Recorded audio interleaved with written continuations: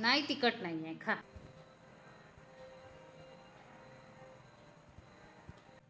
कसं झाले?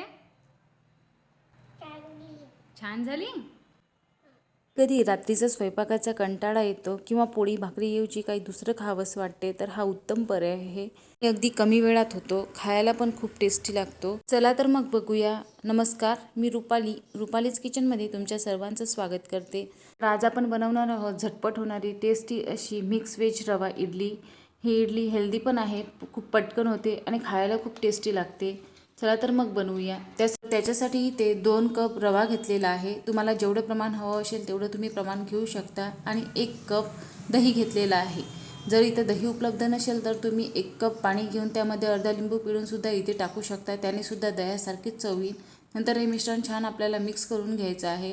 मिश्रण रव्यामध्ये मिक्स झाल्यानंतर आपल्याला थोडं थोडं पाणी टाकून घ्यायचं आहे. तर इथं एकत्र पूर्ण पाणी टाकायचं नाही आहे, अगदी थोडं थोडं आपल्याला पाणी टाकून घ्यायचं आहे. म्हणजे आपल्याला हे मिश्रण जास्त घट्ट पण नको आणि जास्त पातळ पण नको. या प्रकारे आपल्याला हे मिश्रण तयार करून घ्यायचं आहे. रव्यामध्ये पाणी टाकल्यानंतर रवा छान फुलतो, त्यामुळे इथं जपूनच पाणी वापरायचं आहे. अगदी कमी कमी पाणी टाकून आपण हे मिश्रण छान फेटून घेणार आहोत. 1 ते 2 मिनटं छान रवा फेटल्यानंतर हे मिश्रण हलकं होईल, फ्लफी होईल आणि आपल्या इडल्या पण छान होतील. तर अशा प्रकारे आपल्याला हे मिश्रण छान फेटून घ्यायचं आहे. हे फेटल्यानंतर आपण 2 ते 3 मिनिटांसाठी हे मिश्रण मुरण्यासाठी ठेवून देऊया. तोपर्यंत आपण स्टफिंगची तयारी करून घेऊ. तर त्यासाठी 2 ते 3 बटाटे घेतलेले आहेत, उकळून सालं काढून घेतलेले आहेत. नंतर आपल्याला हे बटाटे मॅश करून घ्यायचे आहेत. तर या प्रकारे आपण पूर्ण बटाटे स्मॅश करून घेणार आहोत. त्यामध्ये एकही गाठ राहता कामा नये. या प्रकारे आपल्याला बटाटे छान मिक्स करून घ्यायचे आहेत.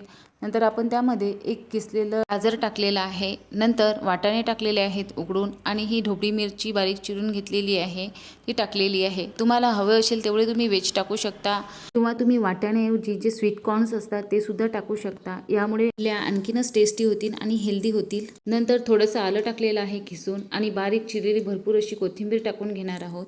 इथे मी 1 चमचा पावभाजी मसाला घेतलेला आहे. तुम्ही गरम मसाला सुद्धा घेऊ शकता, कारण पावभाजीमुळे थोडीशी चव वेगळी येईल म्हणून मी पावभाजी मसाला घेतलेला आहे. अर्धा टेबलस्पून जिरा पावडर घेतलेली आहे आणि धणेपूड घेतलेली आहे. अर्धा चमचा आमचूर पावडर घेतलेली आहे. चिली फ्लेक्स टाकलेली आहे. चिली फ्लेक्सऐवजी तुम्ही लाल तिखटसुद्धा घेऊ शकता किंवा बारीक चिरलेली हिरवी मिरचीसुद्धा घेऊ शकता. थोडंसं चवीनुसार मीठ टाकून घेतलेलं आहे. आता हे मिश्रण छान बटाट्यामध्ये मिक्स करून घ्यायचं आहे आणि त्याचे हातावर छोटे छोटे असे गोळे तयार करून घ्यायचे आहेत. हे गोळे तयार केल्यानंतर आपल्याला त्याची अशी छोटीशी चापट टिक्की करून घ्यायची आहे. तर या प्रकारे आपल्याला जेवढे हवे असतील तेवढे छोटे छोटे गोळे तयार करून त्याचे टिक्क्या बनवून घ्यायचे आहे. तुम्हाला ज्या प्रमाणात इडल्या करायच्या असतील त्या प्रमाणात तुम्ही टिक्की करू शकता. फक्त छोट्या छोट्या टिक्क्या करायच्या आहे, जेणेकरून त्या इडलीच्या मधोमध स्टफिंगसाठी राहणार आहेत. जास्त मोठी करून घ्यायची नाही आहे. तर तुम्ही बघू शकता आपल्या इडलीचं मिश्रण पण इकडे तयार झालेलं आहे. हे एकदम फ्लफी झालेलं आहे. रवा छान फुगलेला आहे. तर आता यामध्ये आपण थोड्याशा भाजीपाला टाकून घेणार आहोत. तर यामुळे आपली इडली जी आहे ती मिक्स व्हेज इडली म्हणून तयार होईल. तर त्यासाठी बारीक चिरलेली हिरवी मिरची घेतलेली आहे, बारीक चिरलेला कांदा घेतलेला आहे, 1 टोमॅटो बारीक चिरलेले घेतलेला आहे, भरपूर अशी कोथिंबीर टाकून घेणार आहोत आणि अर्धा चमचा मीठ टाकून घेणार आहोत. तर आता हे मिश्रण आपल्याला छान मिक्स करून घ्यायचे आहेत. ह्या भाज्या आपल्या सर्व मिश्रणामध्ये मिक्स झाल्या पाहिजेत. या प्रकारे 1 मिनिट छान फेटून घेणार आहोत. आता आपल्याला इथं जेवढं आपल्याला पातळ किंवा घट्ट हवं असेल तेव्हा आपलं पाणी टाकून घेणार आहोत. अगदी थोड्या थोड्या प्रमाणात पाणी टाकून घ्यायचं आहे, म्हणजे हे मिश्रण जास्त पातळ व्हायला नको म्हणून पाणी इथं जपून वापरायचं आहे. तर तुम्ही बघू शकता इथं थोडं थोडं पाणी टाकून आपण मिश्रण एकसमान करून घेतलेलं आहे. जास्त घट्ट पण नाही आणि जास्त पातळ पण नाही. तर अशा प्रकारे हे मिश्रण तयार आहे. आता इडल्या बनवायला घेणार आहोत. तर त्यापूर्वी जर तुम्हाला माझी ही रेसिपी आवडली असेल तर प्लीज माझ्या चॅनलला लाईक आणि सबस्क्राईब नक्की करा. तर इडल्या तयार करण्यासाठी एका भांड्यामध्ये मी गॅसवर पाणी गरम करायला ठेवलेलं आहे. तुम्ही ह्या इडली पात्रातसुद्धा करू शकता, पण मी ह्या इडल्या बाउलमध्ये करणार आहे. बाउलमध्ये ह्या इडल्या छान होतात आणि छान फुगतातसुद्धा. तर आता बाउलला तेल लावून घेणार आहोत. तर हे तर आपलं मिश्रणसुद्धा तयार आहे. तुम्ही बघू शकता. तर 1 पाकीट मी इनोचं घेतलेलं आहे. हे पॅक आपल्याला पूर्ण यामध्ये इथं टाकून द्यायचं आहे. हे साधं इनोचं पॅक आहे, जे लिंबू फ्लेवरचं असते ते. तर तुम्ही इथं बेकिंग सोडासुद्धा वापरू शकता, त्याने पण ह्या इडल्या छान फुगतील, फ्लफी होतील. तर थोडं थोडं हे मिश्रण आपल्याला वाटीमध्ये टाकून घ्यायचं आहे, कारण इथे आपल्याला बटाट्याची जी आपण टिक्की तयार केली होती ती आपल्याला ठेवायची आहे. यामुळे आपल्याला पूर्ण फुल वाटी भरायची नाही आहे, अगदी थोडं थोडंच हे मिश्रण टाकून घ्यायचं आहे. तर अशा प्रकारे मी 4 बाउलमध्ये पहिले मिश्रण टाकून घेतलेलं आहे आता जी बटाट्याची आपण टिक्की केली होती ती बरोबर मधोमध ठेवायची आहे आपल्याला. अशा प्रकारे एक एक टिक्की आपण वाटीमध्ये ठेवून घेणार आहोत.